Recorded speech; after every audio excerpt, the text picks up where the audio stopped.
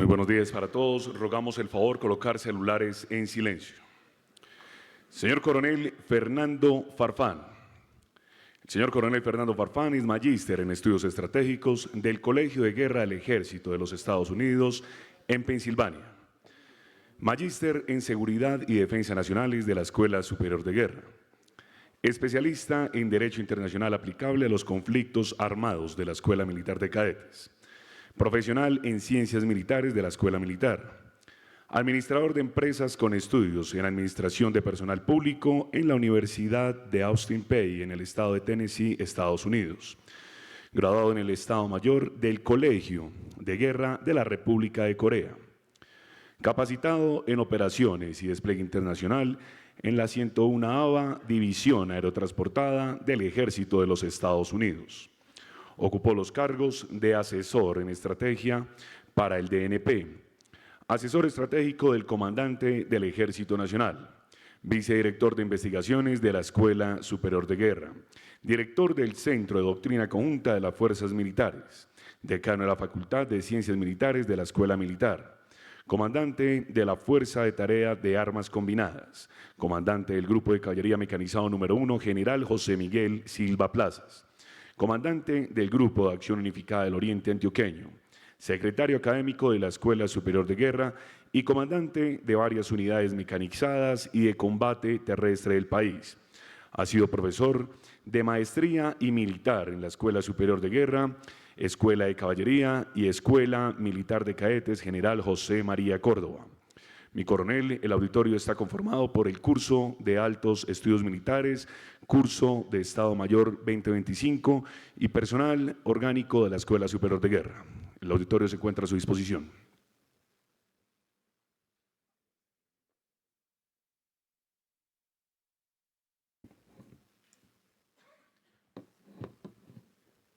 Muy buenos días para todos. Buenos días, señor almirante.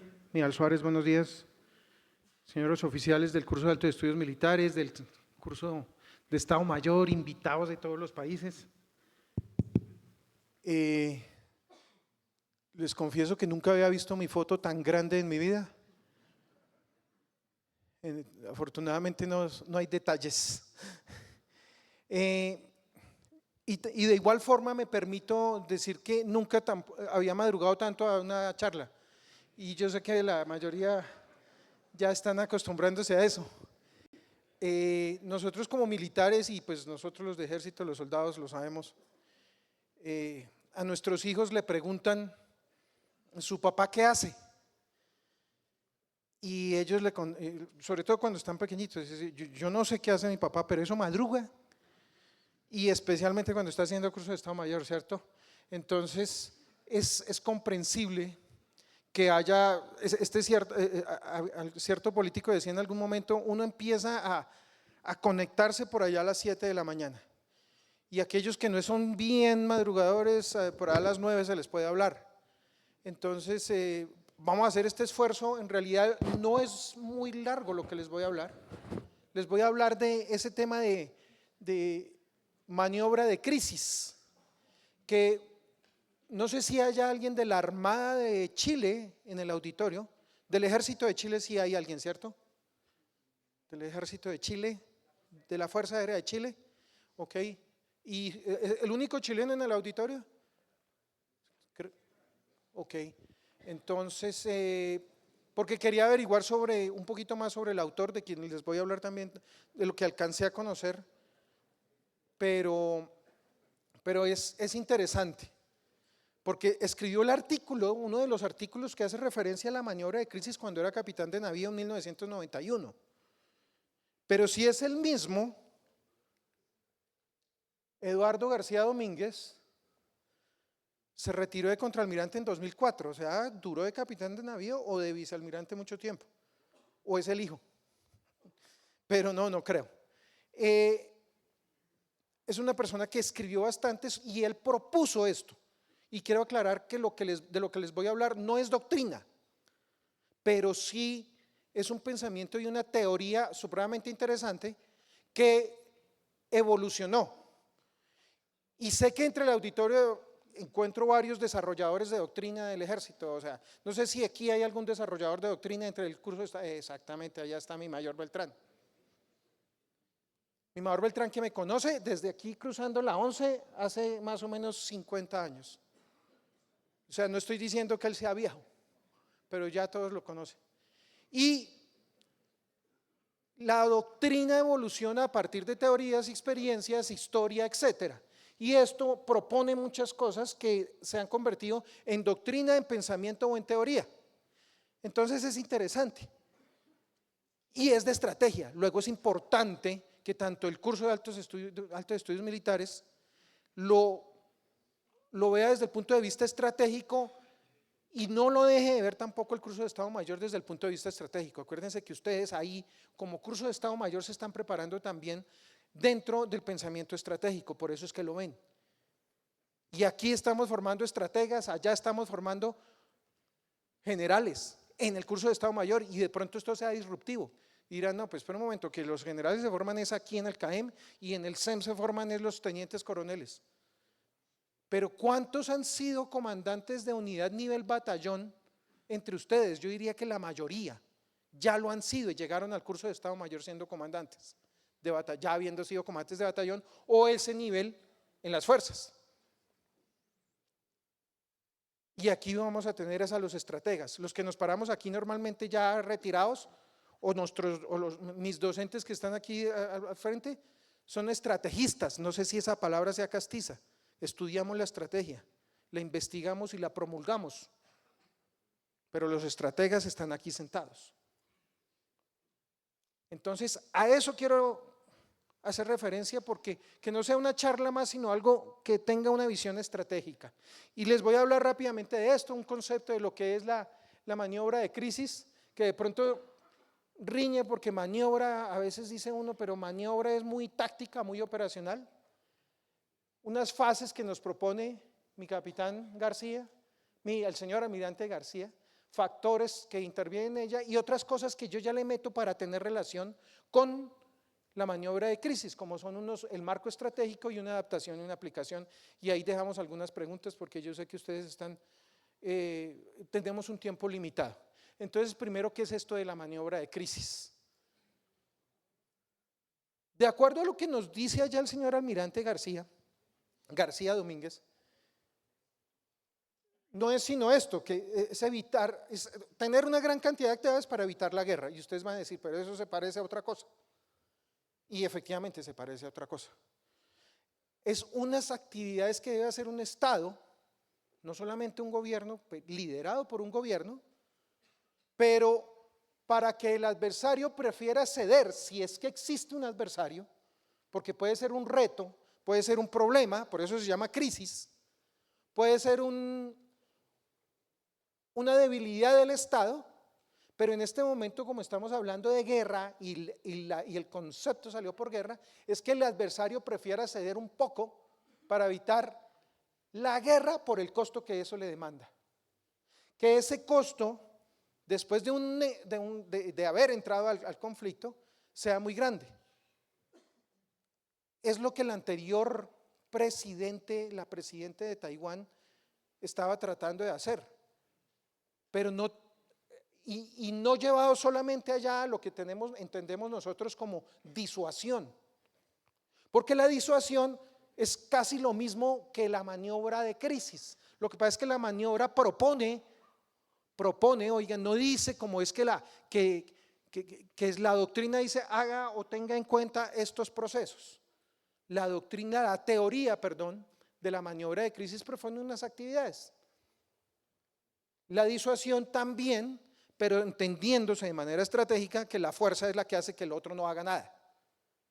Entonces, por eso ahí está el gráfico donde dice que mi cohete es más grande que el suyo y el que lo tiene, el cohete menos poderoso, pues está enojado con el que es más poderoso.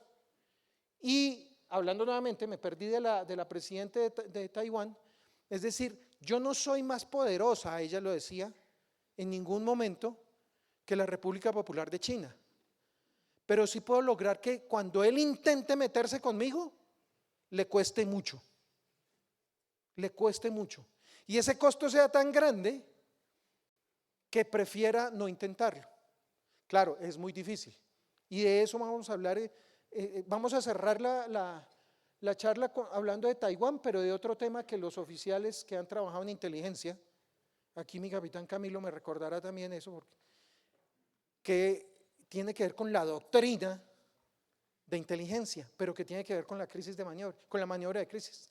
Y es interesante, por eso ojalá no hable yo aquí tanta paja que de pronto no llegue yo a esa ayuda. No son sino 324 ayudas. El capitán, y ya es retirado, señor Almirante García, da el ejemplo del Golfo Pérsico. El Golfo Pérsico él lo analiza y pone dentro de su propuesta de la teoría de la maniobra de crisis como fracaso, porque pues obviamente se llegó a la guerra y el propósito de la maniobra de crisis es no llegar a la guerra. Entonces ya sabemos, en 1991, entonces donde Irak invadió Kuwait y después de esa invasión pues obviamente se produjo una guerra. Es más, desde el momento de la invasión ya hay una guerra y después viene la intervención de la potencia de una coalición y se recupera Kuwait, etcétera, etcétera. Todo eso ya viene a ser un estudio interesante que ojalá ustedes lo tengan dentro de su currículo y si no dentro de sus lecturas sobre la guerra del Golfo, donde es una recuperación de la imagen institucional del ejército de los Estados Unidos, porque hubo un lapso en el que el pensamiento de la experiencia de Vietnam estaba un tanto desprestigiado, pero la repotenciación del ejército de Estados Unidos en los años 80, donde apareció el Abrams, donde apareció el Apache, donde apareció el Bradley, mucho ejército, aquí estoy hablando muy terrestre, pero me imagino que en las fuerzas navales y aéreas también apareció una fortaleza en los años 80, sobre todo de esos equipos, y llegamos, es más, ¿alguien del ejército de Estados Unidos aquí? No vino. Entonces, y llegó la guerra del Golfo y mostraron la capacidad de despliegue, allá donde se demostró la convergencia de capacidades, ojo, convergencia de capacidades, que convergencia de capacidades hace referencia a las armas combinadas, a lo conjunto y a lo interagencial en el nivel estratégico y muchos otros conceptos más que, ojo, convergencia de capacidades interesante, lo hablábamos en la NES. Entonces, ¿qué diferencia hay allá con la disuasión? Y todavía no hablo del concepto que está debajo de la disuasión, que es la disuasión integrada. Que la maniobra dice, yo tengo que moverme, prácticamente un sinónimo de maniobra, para evitar la guerra, moverme negociando, moverme fortaleciéndome, moviéndome, buscando alianzas, etcétera. La disuasión busca más la fortaleza estratégica para que no existan las posibilidades de que yo sea invadido o sea agredido o simplemente me propongan la guerra.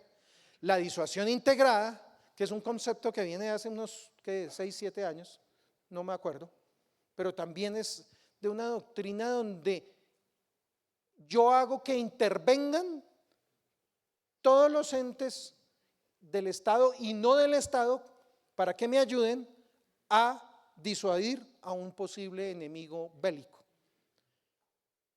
Entonces, el ejemplo está dado, yo siempre, en este momento pongo a Taiwán de ejemplo, pero pues Estados Unidos, que es de donde sale el concepto de la disuasión integrada, está dado en que yo tengo ya una teoría, inclusive doctrina, que me apoya la disuasión integrada.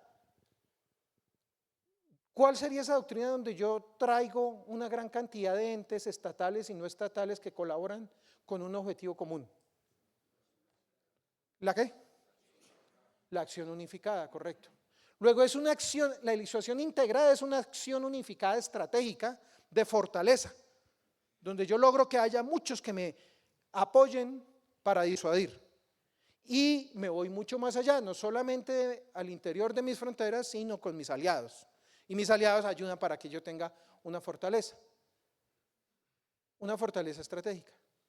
¿Qué es lo que pasa con el armisticio también en Corea? Donde yo soy fuerte también abajo para que el de arriba no. Estoy seguro que aquí hay estudiantes de la República de Corea. Bien, y ustedes saben que allá todavía están en guerra. Un armisticio no quiere decir que todavía que se haya firmado una paz. Allá se firmó el cese al fuego, pero todavía están en guerra. Y ahí está la zona desmilitarizada, la línea, pues obviamente que no voy a comentar aquí, a tramar y a decir mentiras porque están los coreanos aquí al frente mío. Pero saben que eso, si yo soy fuerte y les muestro acá lo que… Y la fortaleza no solamente se da porque tengo más entrenamiento, el cohete más grande, sino también por todos los componentes de capacidad que ustedes han escuchado, pero sobre todo porque tengo mayor alcance, porque tengo mejor entrenamiento, porque tengo mayor profesionalismo, porque tengo mayores tradiciones, porque tengo mayor experiencia. Eso da disuasión. Entonces, esos son componentes o elementos que yo diría que la disuasión, que hacen que exista disuasión, pero que han evolucionado a partir de la maniobra de crisis.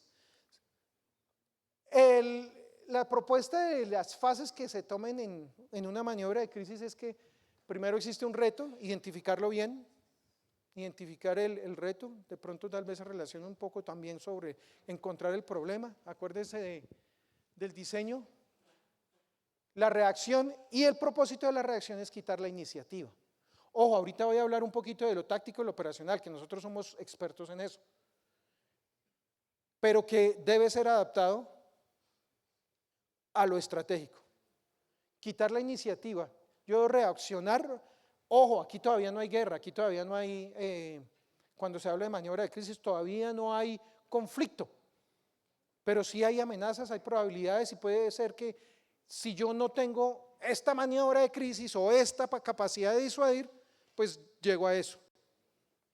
Y hay que tenerlo claro.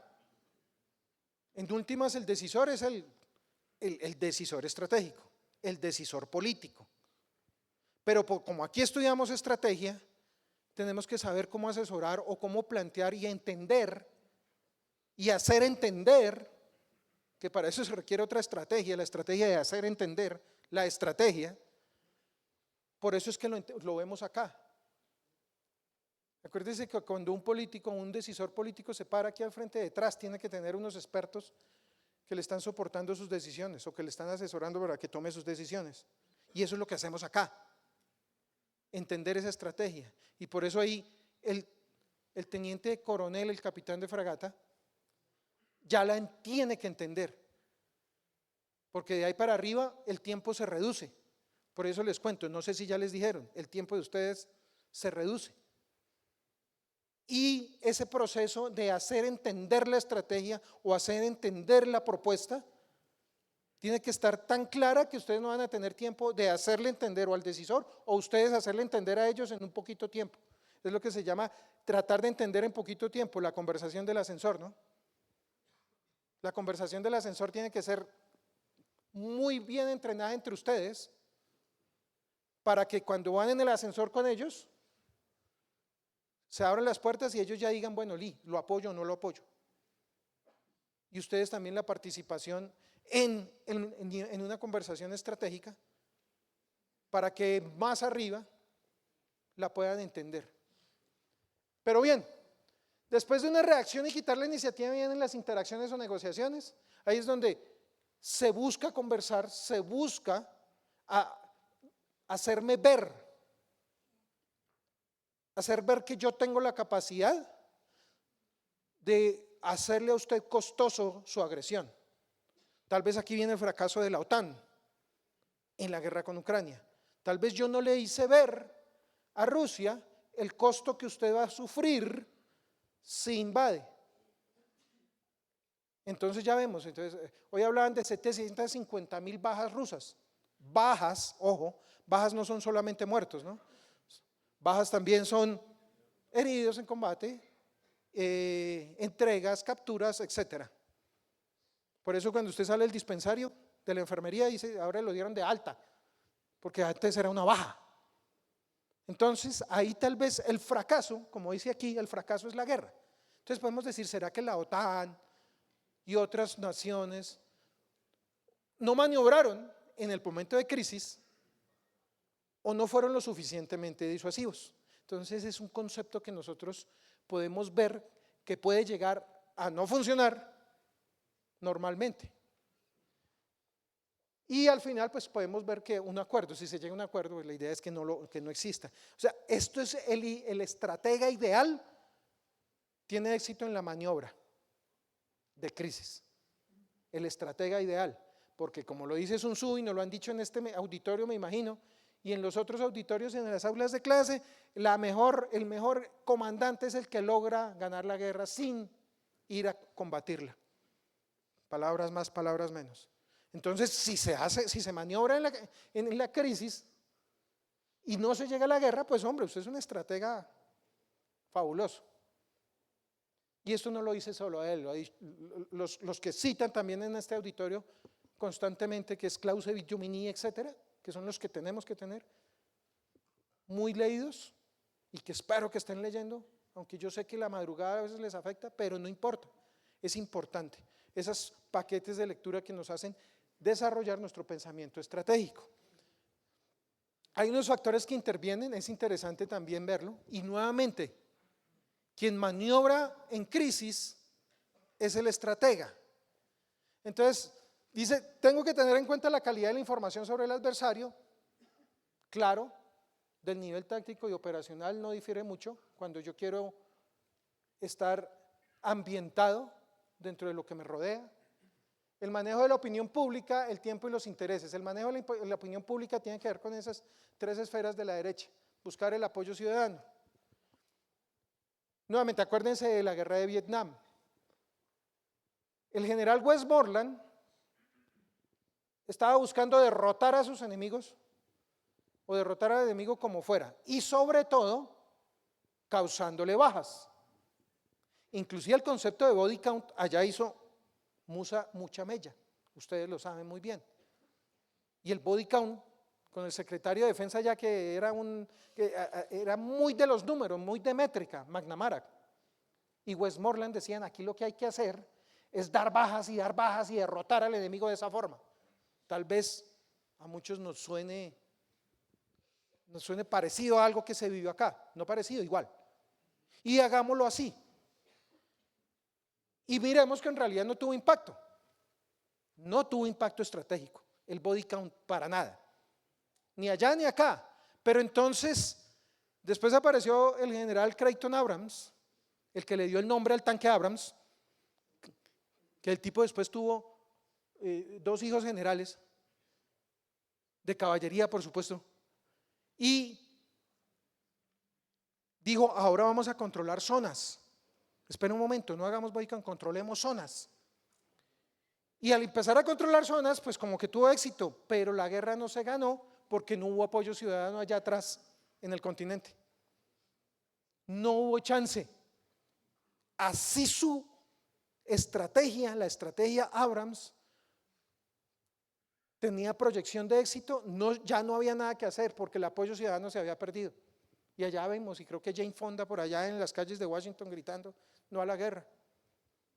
Y ahora está la película El 4 de julio con Tom Cruise, o en Forrest Gump también, que el mismo Forrest Gump está parado allá en medio de los hippies, viendo cómo se protestaba en contra de la guerra.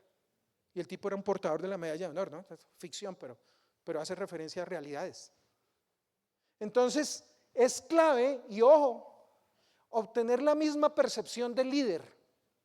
Clave. Pensemos en esto, obtener la misma percepción del líder. Hoy en día, las redes sociales y en cierta medida pues también ya la televisión, la prensa escrita y demás, está siendo, sobre todo las redes sociales, está siendo influenciada por pensamientos e ideologías. Y si yo quiero que los demás tengan una percepción, pues tengo que tener una estrategia de comunicación, una estrategia, también creo que lo escucharon aquí sobre la guerra cognitiva, que tiene que ver con la guerra de información, con lo que llamábamos allá también las operaciones de información, donde conquisto las mentes y hago que los demás perciban lo mismo que yo estoy percibiendo para que me sigan. Es fundamental, o sea, en esta maniobra de crisis, el apoyo ciudadano es clave porque voy a tomar una decisión. Argentinos en el auditorio. Entonces sabemos la historia de la guerra de las Malvinas. Yo quiero tener un apoyo del pensamiento de la población que tenga la percepción de que yo voy a heroicamente a rescatar mis islas y a recuperarlas, pero para tener réditos políticos. Eso en cierta medida, aunque sabemos también cuál fue el resultado. Pero que tener eso, ustedes, estrategas, ya estrategas y otros futuros estrategas, piensen, ¿sí? Oiga, o el líder está haciendo que yo tenga la misma percepción de él, o yo tengo que apoyarlo a que todos tengan la misma percepción de él, o cuando yo sea el nivel de estratégico, puedo hacer que todos los demás tengan la misma percepción nuestra, porque a veces es manipulada. Y demostrar la terquedad del adversario. Esto también es clave. La terquedad del adversario o la amenaza que representa el adversario para nuestra sociedad, para nuestra nación o en este caso para mi país, porque aquí está muy regularizada y muy convencionalizada la teoría de la maniobra de crisis, aunque esto aplica para todo. Y cuando demuestro la terquedad del adversario o el peligro del adversario, yo puedo maniobrar también. Históricamente en nuestro país pues sabemos por ejemplo que cuando la zona de despeje, que eran 42.000 kilómetros cuadrados, donde no había ningún tipo de fuerza del Estado, se les permitió a las FARC estar ahí tranquilos, entre comillas, pero tranquilos fue fortaleciéndose, narcotraficando, etcétera. Después hay un cambio de gobierno, de una administración, y ya está la demostración de que no hay intención de paz ahí. Luego ahí podemos tener el apoyo ciudadano y se obtiene la misma percepción del líder. Sabemos, miren lo que están haciendo. Y traten de trasladarlo un poco a la actualidad. Miren lo que están haciendo los malos, los bandidos, los delincuentes, la criminalidad transnacional. A pesar de que se les ofrece paz. Entonces se tiene que maniobrar estratégicamente. Entonces, créame, esta charla es ladrilluda porque es pura estrategia y le mete una historia, pero es importante y es entenderlo porque hace referencia a este nivel. Sin embargo, los intereses de las potencias en el área es clave cuando se está maniobrando estratégicamente y no se es potencia. Si yo no soy potencia, pero tengo que mirar a ver cómo maniobro teniendo en cuenta los intereses de las potencias que están rodeándome o que tienen influencia en mi sector. También, esto da para una conferencia adicional sobre alianzas estratégicas.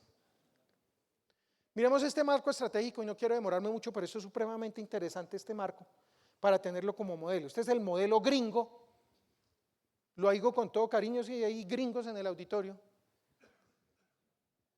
Porque miremoslo allá arriba, yo sé que este no se deja ver, pero de arriba hacia abajo, las dos columnas, derecha e izquierda, son el contexto. A la derecha nos hace referencia al contexto interno, a la izquierda al externo, donde hay unas alianzas, unas leyes, unos grupos de interés, unos actores. Al otro lado hay amenazas internas, está la rama judicial, están los medios de comunicación, etcétera. Todo el marco de la formulación estratégica está rodeado por eso, por ese contexto. Y de arriba para abajo. ¿Y por qué traigo esto? Porque hay que maniobrar estratégicamente, hay que maniobrar en la crisis, pero podemos proponer una metodología en general, no rígida. Ese propósito nacional, principios y valores de la nación, entonces vamos a nosotros el ejemplo, un país independiente, democrático, soberano, con unos intereses nacionales que muchas veces, y yo creo que ustedes ya lo han discutido en las aulas, donde sacamos los intereses nacionales colombianos. Entonces vamos a la Constitución, donde no hay un sitio donde nos diga intereses nacionales 2 puntos, 1, 2, 3, 4, 5, 6, pero sí hay unos fines del Estado, hay unos fines de la comunidad, hay unos fines de identidad nacional, hay unos fines de identidad comunitario, históricos, folclóricos, etcétera, que se vuelven intereses nacionales. Esos dos de arriba, el propósito nacional y los intereses nacionales, se supone que son inamovibles. Son inamovibles, es como en la casa, mi papá es Carlos y mi mamá María, punto. Eso no va a cambiar. Y así debería ser así para un Estado, esos dos de arriba, mi naturaleza, mi propósito nacional, mis valores de nación y los intereses nacionales, quieticos ahí para siempre. De ahí para abajo ya puede cambiar porque la visión estratégica sí la da el gobierno de turno. El gobierno de turno trae visión estratégica y es la que nosotros debemos conocer. Y esa visión estratégica, porque allá vienen los programas de gobierno, las políticas de gobierno, Estado, etcétera. Pero es la que tenemos que entender, o el estratega o el decisor político es el que desarrolla. Tengo una visión estratégica, analícenla. En el pasado, en el presente y la que puede ser en el futuro. ¿Cuál es la visión estratégica? ¿Hacia dónde vamos como país y hacia dónde podemos contribuir a los dos rectángulos de arriba? Y ahí desarrolla una política nacional, que en esa política nacional el presidente de la República hace una decisión. Y si hablamos de seguridad nacional o de estrategia, que esto es lo que inicialmente este cuadro fue desarrollado en eso, ahí es donde ahí aparece un Consejo de Seguridad Nacional, que existe. Así como hay por allá, y cuando hablamos de estos problemas de amenazas internas, el Consejo de Política Criminal, si no estoy mal, o cosas como esas que hacen que se desarrolle una política nacional. De ahí sale la gran estrategia, porque involucra a todos los actores estatales y no estatales, pero sobre todo los estatales. Y esa política recurre a los instrumentos del Estado. Estoy yendo de arriba hacia abajo y ahí ya ven usted el rectángulo ahí donde dice dime, que ahora hay otro más allá del dime, ¿cierto, Camilo? Porque es que en la NES allá le metieron más de dime, no sé qué, no me acuerdo, señora Mirante, había algo más. Dime Phil, ¿qué es qué? Le mete financiero. Ok, no, porque información ya está ahí con la I. Es Dimefil. Pero bueno, para dejarlo más básico, democrático, diplomático, informacional, militar y económico, y los otros que habla ya mi capitán debe ser, ¿cierto? Entonces, instrumentos del poder, instrumentos del poder. Ojo, ¿tenemos una ley de seguridad y defensa nacional? No. Cuando la Ley de Seguridad y Defensa Nacional se propuso, ya hace como 20 años y varias veces, ¿cierto, mi coronel? No pasó, pero ojo, porque no se supo explicar, porque alguien dijo ya no es que el poder militar, uy, quieto, ¿cuál poder militar? Si el poder es el legislativo, el ejecutivo, el judicial, ¿cuál poder militar? Quieto ahí, dictador. No, explíquenlo bien. El instrumento del poder, el instrumento militar, el instrumento diplomático, el instrumento económico, el instrumento informacional, todos bajo el mando del poder político, porque somos una democracia. Hay que explicarlo así, y no lo supieron explicar. El poder militar, uy, es comprensible. Estamos en una democracia y dice, espera un momento, y más aún con la experiencia y esas tradiciones de la Guerra Fría de dictaduras militares en Sudamérica, en Latinoamérica. Entonces, claro, hay que explicarlo bien y tal vez conociendo bien y sacando los expertos que salen de acá en estrategia, en profesión militar del mejor nivel, del más alto nivel, perdón, se puede explicar una política de seguridad y defensa y asesorar bien a quienes la desarrollan. De ahí para abajo ya viene el proceso de formulación que puede tener aplicación de arte y diseño, aunque eso más operacional. Yo por eso se le puse ese rectángulo rojo ahí porque sí o no. Pero lo de los fines, medios y modos, que es lo del profesor Aikes o el coronel Aikes, que siempre lo hemos desarrollado, y por ahí el banquito de las tres patas, que uno es los objetivos nacionales, los fines, los conceptos estratégicos, ojo, los modos, y el poder nacional, los medios, que es lo que se relaciona con ese triángulo de fines, medios y modos. Esto tiene que ver con la maniobra estratégica, con la maniobra de crisis, perdón. Nos dan los fines, nos dan los objetivos. ¿Quiénes dicen el cómo? Los expertos de cada uno de esos instrumentos del poder. que aquí en la Escuela Superior de Guerra los expertos del poder militar salen de aquí y le dicen los conceptos estratégicos. Le digo el cómo para obtener esos fines. Por ejemplo, con lo conjunto, con lo interagencial, con el fortalecimiento de la profesión, con el etcétera, etcétera. Con el empleo de las armas combinadas, con la convergencia de capacidades, etcétera. Con el empleo de operaciones especiales, modos. Y esos modos entonces vamos y se los presentamos al DNP y el DNP nos da los medios. Si los sabemos pedir, si los sabemos mostrar, si esos modos profesionalmente los desarrollamos bien. Y aquí ya me estoy bajando mucho a lo operacional, pero a lo profesional militar. Esos modos son los que nosotros tenemos que desarrollar supremamente bien. Y por ejemplo aquí aparece LTEM, estratégicas. Tal vez la sigla, desarrolladores de doctrina y expertos de lo que antes se llamaba la doctrina damasco, que era esa doctrina terrestre. ¿Qué es qué? Que eran LITEM. El listado de tareas esenciales para el cumplimiento de la misión, pero estratégicas. Por allá hay, en la teoría, en la doctrina, sacamos una gran cantidad de actividades que nosotros estamos en capacidades de hacer y los pasamos allá a los modos, a los conceptos estratégicos, para decirles, vea, esos fines los podemos lograr a través de estas formas, a través de estas metodologías, a través de estas tácticas, técnicas y procedimientos, a través de estas estrategias. Obviamente estrategia dentro de la estrategia no suena mucho, pero es a través de estas líneas que yo le puedo ofrecer y para ello necesito estos medios. Así más o menos se explica y cómo en realidad funciona el triángulo, por lo menos en nuestro país. Vea, otra de las cosas es la movilización, eso va en los modos que necesita medios para cumplir los fines, pero no me voy a alargar más. Estas ayudas quedan acá y este es buenísimo para tenerlo como metodología de desarrollo estratégico. Esto es work college alpargatizado, decíamos en el ejército, chichombianizado en el nivel conjunto. Bien. La adaptación de lo estratégico, también voy a ir un poquito más rápido porque el tiempo va muy rápido en todo caso, pero fíjense, hay una doctrina de la OTAN y yo sé que ya les hablaron aquí de la doctrina de la OTAN, que tienen también lo mismo, 10.000 manuales, pero donde habla administración de la crisis. Y ellos administran la crisis con estos puntos. Anticipar y, ojo, manejo de crisis no estratégica. Pero por eso yo le paso allá a adaptarlo a lo estratégico, porque se puede, casi todo. De lo que conocemos nosotros, táctica y estratégicamente puede adaptarse. Lo que pasa es que en la estrategia todo es más nebuloso,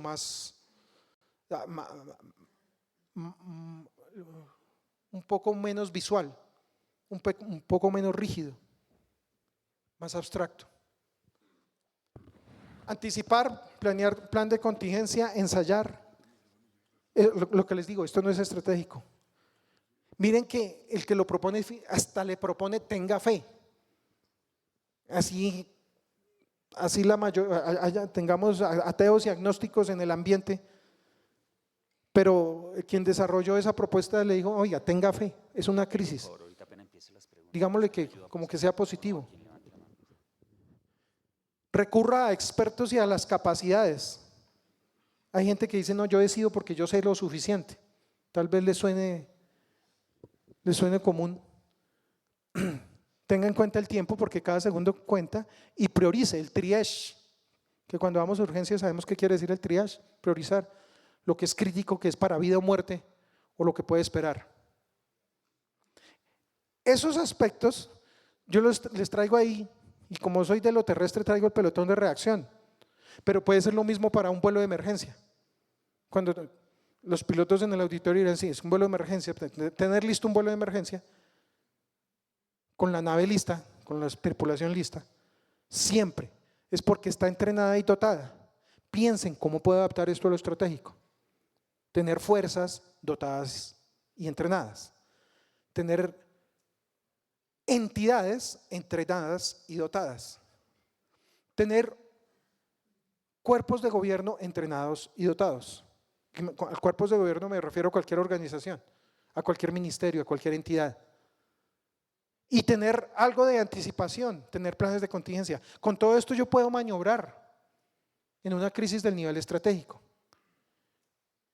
Y algo que le traigo yo adicional es, oiga, y por eso esa la meto ahí con Eisenhower y Marshall, que para mí estos dos están por encima de Patton y MacArthur, que siempre los tenemos en las películas, pero por cerebro admiro mucho sobre todo a Marshall.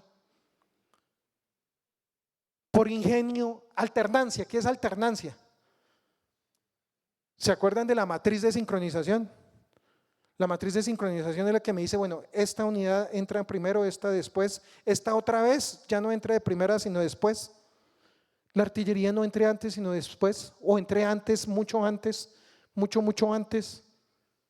La maniobra no entre, la maniobra vuelve y entra. Ahora el que entre no es este de la maniobra sino este otro. Espero me estén entendiendo, simplemente visualicen una matriz de sincronización de nuestro famoso PMT en el ejército, que eso lo amamos tanto.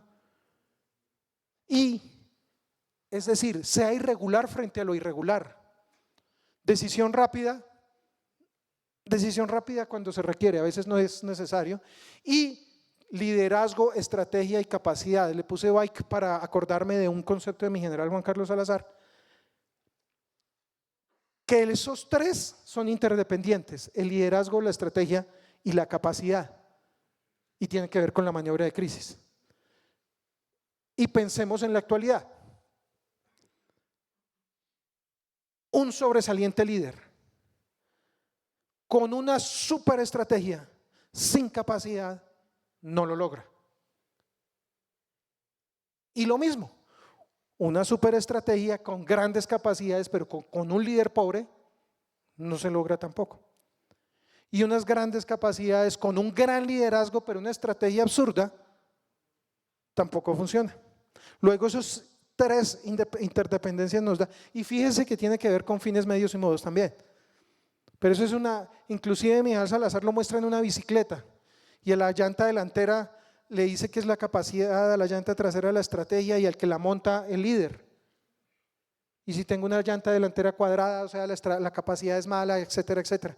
Da una explicación supremamente interesante, sobre todo cuando está hablando de un concepto que se llama gestión asociada, que proviene de la acción unificada. Por eso las tengo subrayadas. Y la cultura estratégica.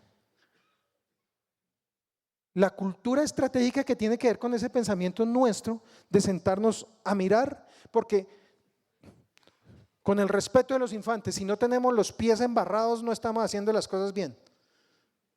Si no nos estamos arrastrando. Ojo, de vez en cuando tiene que sentarse en la sombrita comiendo refrigerio y estar pensando. Y estar teniendo allá ingenio, innovación para desarrollar estrategia. Piense, es importante, por eso traigo esa foto y por eso nombré a los otros dos de la Segunda Guerra. Es decir, porque aquí había más cabeza que embarrada y arrastre bajo en la cabeza, por eso es importante y por eso los traigo ahí. Profunda admiración por George Marshall. Y termino con esto. Por eso hablaba yo de Taiwán. Crisis la hay, ahí hay que manejar y ahí hay que maniobrar. Esta foto de la izquierda muestra, lástima que aquí no me va bien con esto, pero alrededor de Taiwán, ustedes saben, la isla es más, Taiwán es la isla o Formosa isla, pero en realidad se llama la República de China. Taiwán es la República de China, la otra es la República Popular China. Y para la República Popular China, pues Taiwán simplemente es una parte de su territorio. Históricamente, ya la historia de Chiang Kai-shek, que se fue ya para Taiwán después de que Mao ya lo sacó allá después de la guerra, el ejército rojo contra el ejército blanco, etc.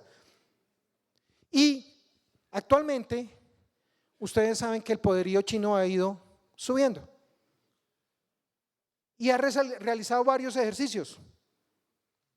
Uno que se llama la espada conjunta, que son los cuadros rojos, o la espada conjunta del 2024A y la espada conjunta del 2024B, que son los ejercicios que se han hecho alrededor de la isla. Eso no se hacía de esa forma desde hace muchos años. O sea, que hay posibilidades, y observando la reacción de Occidente frente a lo que ocurrió en Ucrania o está ocurriendo, pues de pronto se está envalentonando Xi Jinping. De pronto, aunque hay muchos factores. Y factores tan críticos como que en Taiwán, ustedes han escuchado de la fábrica TSMC. TSMC es la fábrica de los microprocesadores más poderosos que existen en el mundo. Y nadie en ninguna otra parte del mundo los fabrica, solamente en Taiwán. Los que tienen iPhone, ahí tienen como 3 o 4 o 5, no sé cuántos, hechos ahí. Ni en China, ni en Estados Unidos, ni en Alemania. No recuerdo cuál es el otro país que hace los microprocesadores, los hace, solamente Taiwán. Y la tecnología de punta de Taiwán, les recomiendo un libro que se llama La Guerra de los Chips, de Chris Miller. Ahí entiende uno perfectamente la guerra de los chips. Buenísimo. Y el que tenga el poder de Taiwán puede tener el poder de TSMC, a pesar de que se está desarrollando una fábrica en Arizona, pero no lo han logrado a nivel de ahí. Y si hablamos de inteligencia artificial, de drones, de comunicaciones, de lo que sea, nada de eso funciona si no hay unos microprocesadores potentes. Obviamente también está la competencia, que es Intel y Samsung. Creo que Samsung lo conocen. ¿Chala era yo? No, Chala era yo. ¿Samsung? Yo. Entonces, ahí hay un problema estratégico global. Y ahí tiene que manejarse la crisis. Ahí hay que maniobrar. Y ahí sabemos, claro, hay unos aliados de los Estados Unidos. Corea, Japón, Filipinas y otros, Australia, estamos hablando ahí se tiene que desarrollar una maniobra o para evitarla, que sería lo mejor, y mantener el statu quo de Taiwán, o demostrar que si usted se mete con Taiwán, el costo va a ser grandísimo, pero si no se hace, se maniobra estratégicamente, porque es un imperativo estratégico, vamos a tener problemas graves a nivel mundial, o simplemente depender de otro. Y al otro lado, Jair, esa foto aquí se la tomé. ¿A qué manual? Perfecto, yo sabía, ¿sí ve? Como habíamos hablado antes de entrar, ¿cierto? Al 3-10. El 3-10 es un manual de combate irregular del ejército que yo creo que los más viejos aquí al frente lo conocen perfectamente. Y después salió el 310-1, no sé qué, que por ahí en los años 60, 70 se llamaba Manual de Contraguerrillas. Y después se convirtió en el Manual de Combate Irregular. Y el Manual de Combate Irregular venía un pedacito, ¿se acuerda mi coronel? Que era un pedazo que hablaba de las acciones enemigas. Y dijeron, no, eso ya debe ser aparte de otro manual. Ese ya no es vigente. Existe, ya no es vigente, pero es útil.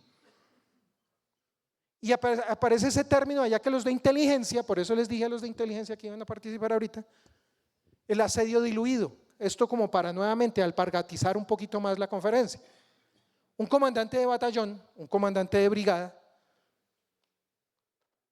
o sus equivalentes en las otras fuerzas, sufren un asedio diluido. ¿Qué es un asedio diluido? Cuando le hacen una cantidad de acciones terroristas, criminales o de carácter irregular, simultáneas o seguidas en una misma área. Y tienen que maniobrar una crisis, eso es una crisis. Y más de uno de los que está ahí sentados tuvo que decir, allá me secuestraron, allá me le hicieron bloqueo a una vía, acá me están haciendo extorsión más recurrentemente, etcétera, etcétera, donde digo, uy, asedio diluido. Asedio diluido puede ser asedio diluido estratégico. Eso no lo dice la doctrina, eso lo digo yo. Asedio diluido existe y debe ser manejado como una crisis, pero debe ser evitado.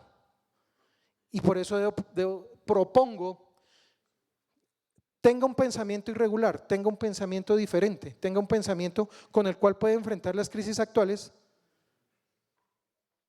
con todo lo que hemos conversado hoy.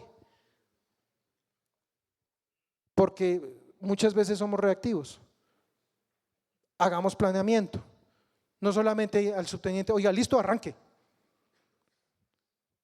Mi teniente de corbeta coja la patrullera y arranque. Espera un momento, haga un PMTA, haga un proceso de planeamiento. Por eso yo digo, dentro de los procesos más importantes, lo que eso ya lo habíamos hablado y lo hablamos mucho en caballería, el modelo aviación, el modelo fuerza aérea es ejemplar, porque yo no arranco, no voy a volar sin haber verificado todo, sin mi lista de chequeo. En cambio en caballería, Fernando, ¿quién tiene pase? Yo. Coge ese carro y arranque. Porque sabe que si se vara no es sino que se orille ya la grúa y arranca. En cambio el que se vara allá arriba, pues se mata. Entonces esos modelos son los que también tienen que, eso es en parte de una cultura de entrenamiento, pero que no se desprende de lo que tiene que ver con la cultura estratégica. Pero por eso traigo estos dos elementos donde ambos requieren una maniobra de crisis o algo parecido donde tenemos que evitar que la amenaza nos cope, nos dañe y demás. Esto es lo que tiene que ver con ese concepto, con esa teoría. Pero aproveché para hablarles un poquito más de lo que tiene que ver del pensamiento estratégico y las cosas que tenemos que tener en cuenta para desarrollar la estrategia y saber para qué nosotros estudiamos aquí en la Escuela Superior de Guerra. Espero que esto haya sido diferente y les agradezco porque los dejaría también sin recreo. Muchas gracias, señora Mirante. Muchas gracias a ustedes. No sé si hay preguntas.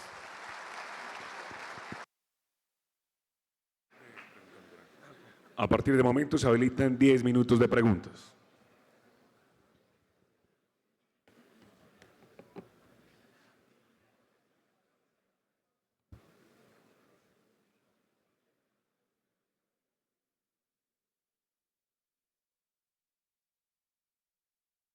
Son las 6:50, dejemos así, ¿cierto, señora Miranda? Bueno, muchísimas gracias, de verdad que tengan buen día. Hasta luego.